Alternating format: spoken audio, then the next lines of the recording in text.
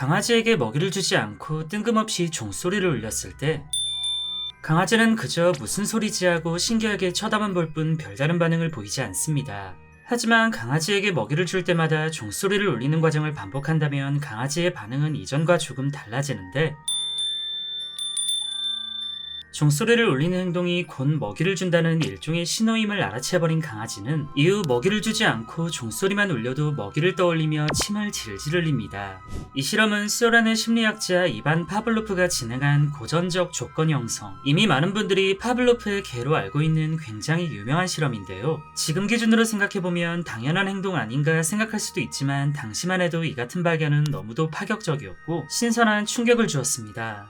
그런데 파블로프의 이 실험은 여기서 끝나지 않고 또 다른 끔찍한 사례로 응용되면서 추후 큰 논란이 되기도 했는데, 1차 세계대전이 끝이 나고 얼마 되지 않은 1924년 소련군 수뇌부는 파블로프의 개로 불리는 고전적 조건 형성 이론을 통해 개를 군용으로 사용하자는 안건을 승인하게 됩니다. 물론 지금도 구조견이나 지뢰탐지견 등으로 다양한 곳에서 수많은 개들이 활약하고 있지만 소련군이 생각한 군견은 얘네들과 조금 역할이 달랐는데요. 소련군은 대전차견이라는 군견을 육성하여 전시 상황에서 무기로 쓸 계획을 세웠습니다. 여기서 대전차견이란 개의 몸에 폭발물을 매달고 적군 기갑 차량의 밑으로 달려가 폭탄을 설치하는 이른바 폭탄개였는데, 기록에 따르면 당시 약 4만 마리의 개들이 대전차견 훈련을 받기 위해 징집되었고, 이 중 대다수의 개들은 부적격 판정을 받아 일반 군견으로 재편되었지만 극소수의 개들은 대전차견으로 낙점되어 혹독한 훈련을 받았습니다. 대전차견의 양성을 위해 소련군은 모스크바에 특수견 훈련소와 군견병 학교를 설립했고 총 12개의 군견 지역대가 편성되었으며, 창설 초기엔 전시에 관련해서 전문적인 조련사가 없다 보니 경찰 출신의 경찰견 훈련사나 서커스 개들을 훈련시키던 훈련사 등 전혀 다른 분야에서 일하던 사람들을 불러 개들을 훈련시켰습니다. 견종의 경우 리트리버나 말라뮤트, 허스키와 같은 다양한 견종을 대상으로 훈련이 진행되었는데, 워낙 까다로운 직책이다 보니 어지간한 견종들은 탈락했고 지능이 높고 체력이 좋은 점원 셰퍼드가 가장 많이 채택되었습니다. 그리고는 시간이 지나 훈련받은 대전차견들이 마침내 실전에 투입될 상황이 놓여졌는데요. 2차 세계대전이 발발한 이후 1941년 당시 독일은 소련과의 불가침 조약을 파기하고 소련을 침공하였고, 대응할 준비가 전혀 되어 있지 않던 소련군은 중요 지역인 스몰렌스크부터 민스크, 키이우까지 불과 1년 만에 속수무책으로 밀려버린 최악의 상황에 놓여 있었습니다.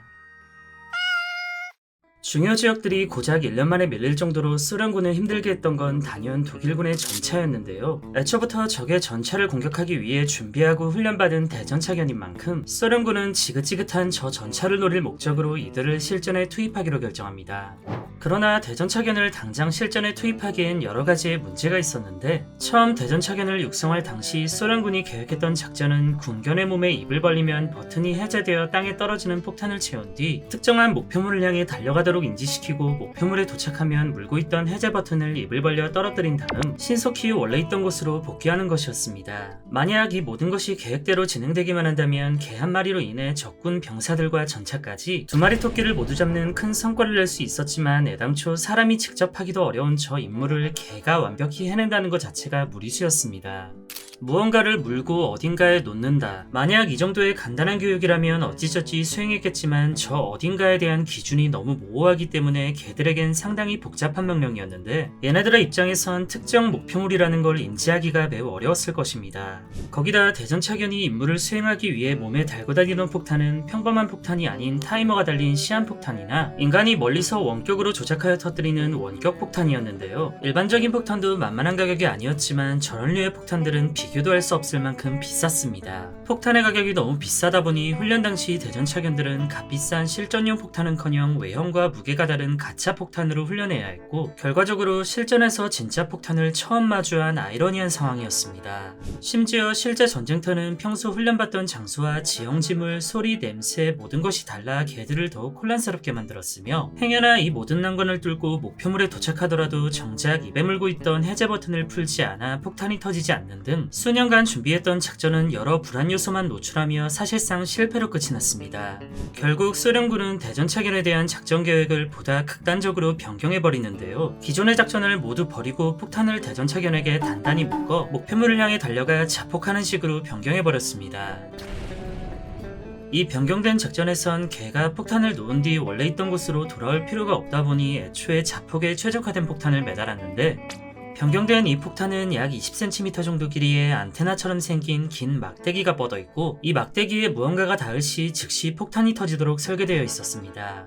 이는 대전차견이 전차의 바닥으로 들어갔을 경우 막대기가 전차 하부에 비벼지면서 곧바로 터지게 하기 위한 설계였는데요. 기본적으로 대전차견이 들어갈 만한 곳이 전차의 하부밖에 없는 데다 전차의 가장 취약한 부분 또한 하부였기 때문에 소련군의 입장에선 모든 점을 고려한 작전을 위한 설계였습니다. 그렇게 모든 준비를 마친 소련군과 대전차견은 폭풍 같은 기세로 독일군에게 진격했고, 결과는 존망했습니다. 작전이 끝끝내 실패로 끝이 난 이유는 앞서 말씀드린 여러 문제점들은 물론 예상치 못한 변수까지 겹쳐버렸기 때문인데요. 당시 기록에 의하면 대부분의 개들은 총성과 총알이 빗발치는 전투 환경에 놀라 참호 밖으로 나가는 것 자체를 두려워했고, 참호 밖으로 나가더라도 실수로 기폭장치가 참호벽이나 인간에게 걸려 아군에게 피해를 입힌 사례가 6건이나 있었습니다. 그리고 무엇보다 작전에 가장 차질을 줬던 건 전차의 엔진이었는데, 소련군의 전차는 경유를 사용하는 디젤 엔진, 독일군의 전차는 휘발유를 사용하는 가솔린 엔진이었습니다. 두 전차는 냄새와 소리가 다르기 때문에 가뜩이나 낯선 환경, 위험한 상황에서 개들의 판단을 더욱 흔들리게 만들었고, 휘발유를 사용하는 낯선 독일군 전차 대신 지겨울 만큼 익숙한 아군 소련군의 전차로 언제 터질지 모르는 폭탄을 매달고 뛰어오기도 했습니다. 결국 1942년 소련군은 대전차견이 실전에 전혀 도움이 되지 않는다고 판단하여 공식적으로 작전을 모두 취소해버렸고, 시간이 지나 이는 희대의 뻘짓 그리고 끔찍한 동물학대로 역사에 고스란히 박제되었습니다. 그래도 비록 실패로 끝나긴 했지만 대전차견들의 성과가 아예 없진 않았는데요. 6마리의 대전차견이 독일군 전차 5대를 파괴하며 아군의 승리에 기여하기도 했고, 스탈린그라드에서 벌어진 공항전투에선 무려 13대나 되는 전차를 파괴하는 등 나름대로 큰 활약을 보인 적도 있다고 합니다.